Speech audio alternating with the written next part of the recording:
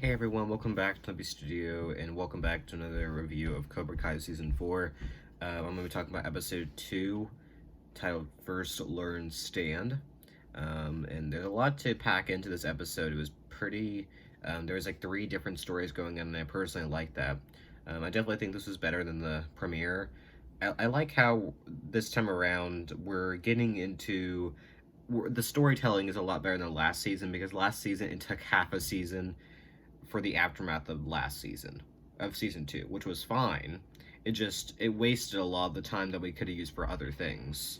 So I'm glad that the storytelling is better. It's not too fast, it's not too slow. So, we pretty much have 3 different stories going on. One second, sorry. We got Johnny and Daniel, we got Tori and Amanda, and we got Kenny, the new character. So we'll just start with Johnny and Daniel. So pretty much, it's time that they learn the other side of things. Johnny needs to learn defense from Miyagi-Do, and Daniel needs to learn offense, Cobra, or Eagle Fang. So yeah, they need to switch. And let me just say, Johnny wasn't too happy about painting the fence at first, but eventually he warms up to it.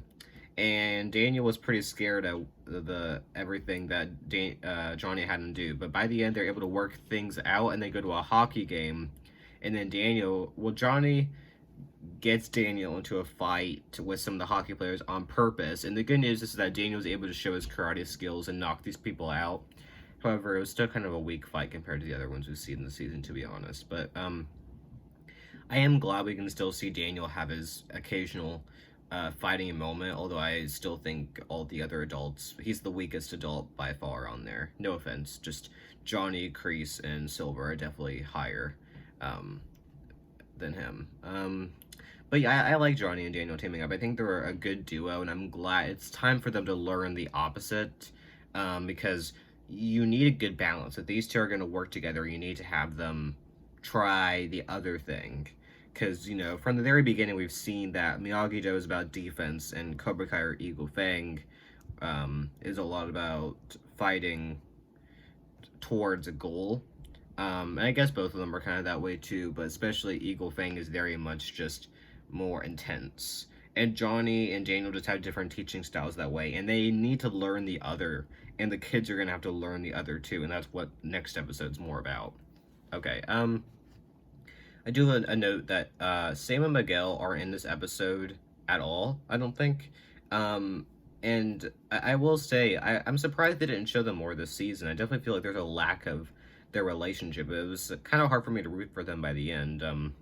Definitely like Robbie and Tori more as far as their relationship goes. But yeah, it was kind of weird. I mean, we got good stories with them separately. Well, not a big fan of how Sam's turned out. I feel bad for Miguel by the end. But I don't know. I just wish we saw more of them together in their relationship instead of just the prom episode. But we'll get to that later on. I gotta say, Tori, she right at this point, she's still being annoying. Like at this point, like you still don't vibe with her at all, just because of how she treated Amanda at the beginning, and then how she yelled at that guy, and then she got fired from her job. Like those were all Tori's fault, pretty much.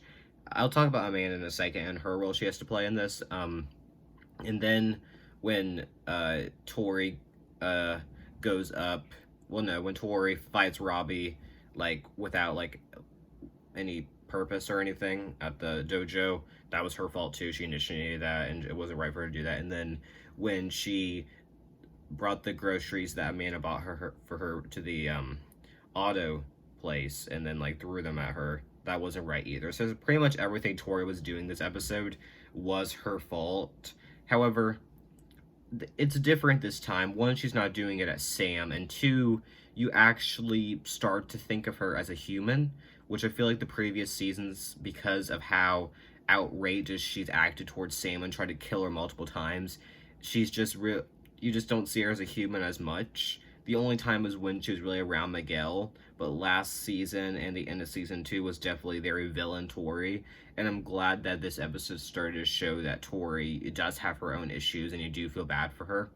However, I don't know, at this moment, I didn't know why they had Amanda come in and do it. It's explained later on why she's the mentor to Tori, But at this moment, you do kind of feel like Amanda's being kind of stupid in a sense, not to drag hate on the character, but you do kind of feel like it's out of place for her to come in and try to help Tori. Sure, getting groceries for her was nice, but I also feel like why do it? Like, I mean, sure you want to help, but I don't know. I just feel like she should know what Tori's like, and I feel like she's overstepping some boundaries. I feel like, and I don't feel like that's necessarily a total bad thing. I do say, I think it does improve later on. Just at this moment, you do kind of feel like, what is Amanda doing here? Why? She has the right to go to Tori and antagonize her, but what's the sudden switch from antagonizing her to try and to help her? Was it Kreese? Because I thought Amanda knew better than not to listen to Kreese. That's my thing. Because Kreese pretty much tells Amanda in the grocery store that Tori doesn't have a mother. She needs someone who can protect her. We're still not seeing that yet. I guess it's a good stage to have Amanda buy groceries for Tori, but Tori, she doesn't need to do that. Like, I feel like she kind of had that one coming to her. I don't know why. I don't know why she thought Tori would just be okay with that. I just feel like she would know Tori a little bit more, if that makes sense, and more to expect her opinion or her actions. Like, I don't know. I do feel like Tori was definitely in the wrong this episode. I think later on things change and we understand why a man is acting this way towards Tori. But at this moment, it's still kind of confusing, and you definitely feel like Tori is still being annoying after all this. Okay, so I also want to say we have this new kid, Kenny Payne, at school, and pretty much he gets embarrassed right from the get-go because he's dancing outside the bus stop. The main bully is Anthony LaRusso, Daniel's son, who lost a lot of weight and looks very different. And pretty much he has a crush on this girl named Leah, and I guess Kenny's also vibing with Leah, so he's jealous, and then they get into a little basketball fight in the gym. And then they get on, what game was it? What game was it? Was it Minecraft, was it? I don't even remember what game it was. But they get on to this game and they act like it's Leah, the bullies and Anthony do, to trick Kenny into coming and meeting them up. He thinks it's Leah, but it's actually the bullies that come. And of course he's wearing this whole Scribble Bottoms outfit. What's interesting here is that Anthony knows the game. I mean, he pretty much admits it himself because deep down he's a nerd at heart, and we know this from him, from how he's acted in the earlier seasons. We know this from him and how, he's not a bully. It's just these kids control him and they're not good people to hang out with, but you also can't make that an excuse. Like, he did some awful things to Kenny, not just in this episode, but later on. But what's interesting is that Anthony doesn't know karate. He uses it as like a cover for him, that he is the All Valley champion's son. He should know karate, and he acts like he does when he doesn't. He uses that as like something to keep people away from him and not to pick fights from him. But when it's actually time for him to use it, like in that situation with Kenny, he doesn't know how to do it. So yeah, I think it's an interesting character arc. He's not just a bully, and he's not just Daniel's son. I mean, he is. You get what I'm saying. I think it's just different. There's different layers to this specific character that I think makes it interesting.